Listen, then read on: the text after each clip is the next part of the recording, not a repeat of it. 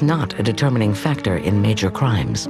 Publicity concerning the catastrophic effects of marijuana use in New York City is unfounded. Ironically, LaGuardia obtained the pot used in his study from Anslinger. And then when the LaGuardia report came out, Anslinger felt betrayed.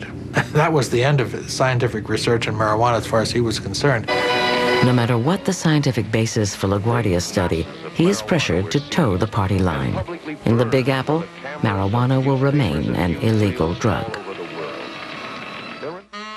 Through World War II, marijuana arrests drop.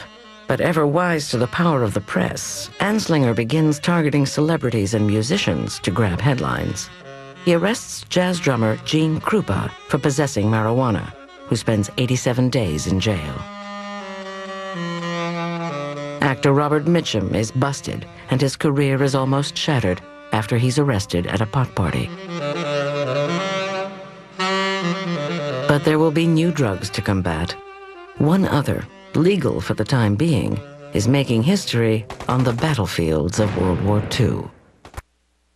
The History Channel now returns to Hooked, illegal drugs and how they got that way. Of all the new technologies Germany uses in the Second World War, one touches the common soldier and the Führer alike. It is the synthetic chemical amphetamine, more commonly known as speed. The Blitzkrieg could just as easily have been called Speedkrieg.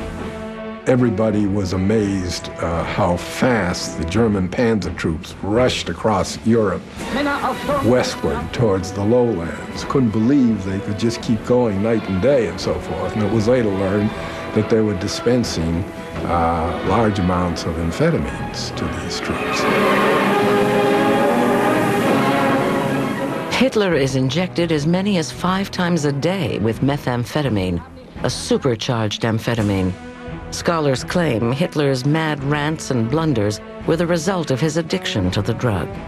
It is also used in the Japanese war effort, given to the Imperial ground forces and kamikaze pilots. The drug of the Axis war machine is a stimulant. It affects the sympathetic nervous system to increase alertness and decrease fatigue. Amphetamines stimulate the adrenal gland to increase spontaneity, initiative, confidence, and a sense of well-being. Amphetamines are commonly associated with appetite suppression, but the drug was first introduced as a lung decongestant, the Benzedrine inhaler, nicknamed Benny in Germany in 1932. It would clear up your sinuses and do a lot of other things. It wasn't long before people discovered that if you break the inhaler and take the cotton swab, the little cotton swab, which holds all of the amphetamine, some people just swallowed it whole, other people dissolved it in coffee or what have you. Well, I was just wondering about those bennies and things we've been fooling around with. A Benny? A Benny? You mean a Benzedrine tablet? This method of ingestion is commonly called poppin' bennies. At the time, no one knew how highly addictive and powerful a stimulant amphetamines were. It was quite euphorogenic. It gave people a sense of confidence. Life seemed brighter. You didn't have to sleep as much. You could overcome fatigue. It made doing boring things more interesting. And, of course, weight loss. 1946, amphetamines find their way into post-war society. In Japan, the market is flooded with vast amounts of the drug. In America, housewives take speed to feel better. Amphetamines are to the 50s what opiates were in the past.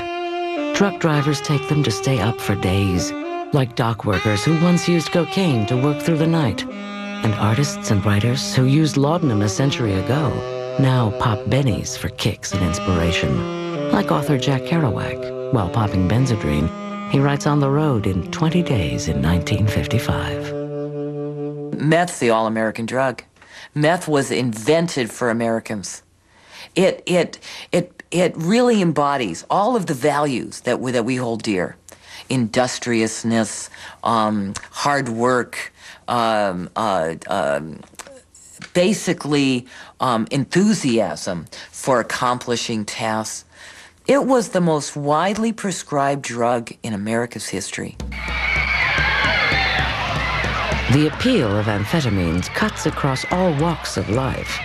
One of the most famous users is the newly drafted Elvis Aaron Presley. In October 1958, Presley begins a tour of duty in West Germany. As an Army GI, a sergeant introduces him to speed. From this point on, the king of rock and roll is hooked for the rest of his life. Drugs must be prescribed by a doctor and prepared by a licensed pharmacist. And physicians were the real pushers of this drug. You're a little depressed? Here, let me prescribe some form of amphetamine. You want to lose weight? Here, let me prescribe some amphetamine. You say you don't have enough energy? I mean, the reasons were legion. In 1946, a physician by the name of W.R. Bett published a paper in which he claimed there were 39 medical reasons for prescribing amphetamines. And they were everything from hiccups to schizophrenia. By the 1960s, amphetamine use was a hidden epidemic. On the other hand, marijuana, once kept behind closed doors, is openly used.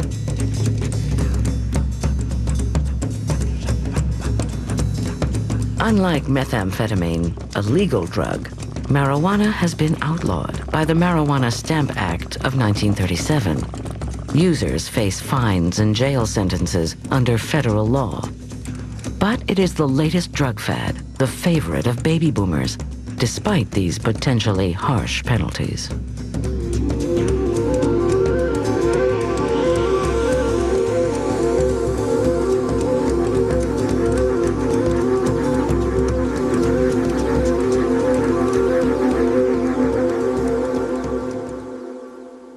Marijuana is kind of a hybrid. It has some features that are like LSD.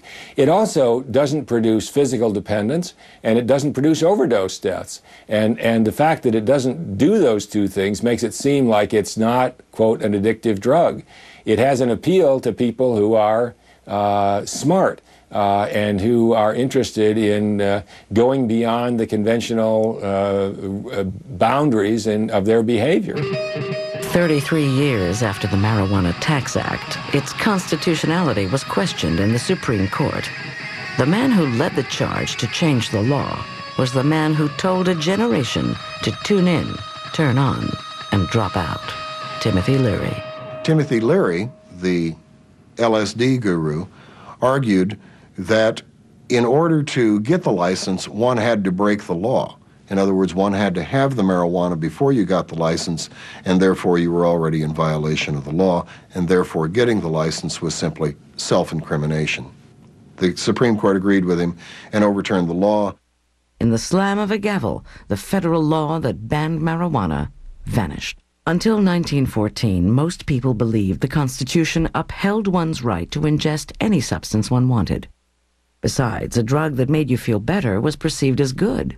But by 1970, recreational drug use was perceived as bad, and Congress didn't consider the right to use drugs a right protected by the Constitution, and banned marijuana in the Controlled Substance Act of 1970. A lot of people became concerned with drugs for the first time in the 60s because the young people were using them with such seeming freedom and recklessness. They were particularly concerned about marijuana. The new federal law is on firm constitutional ground, unlike the self-incriminating tax of 1937.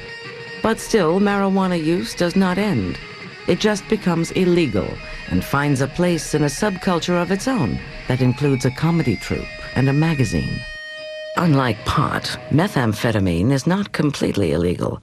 It can still be prescribed by doctors, but illegal, non-medicinal use is at an all-time high. It's estimated that by 1971, so many amphetamine pills were produced illicitly that there were, if you gave them to every man, woman, and child in the country, you would give them 50 apiece.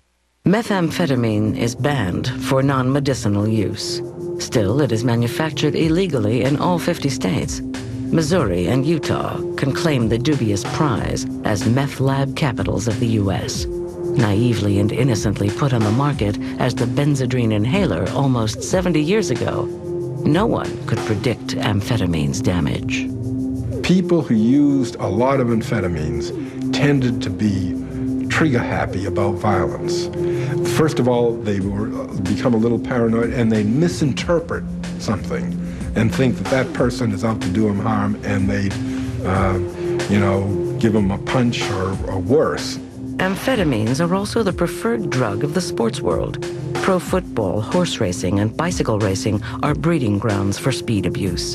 While racing the Tour de France, Tommy Simpson collapses and dies under the influence of methamphetamine. Speed kills by blowing your heart up.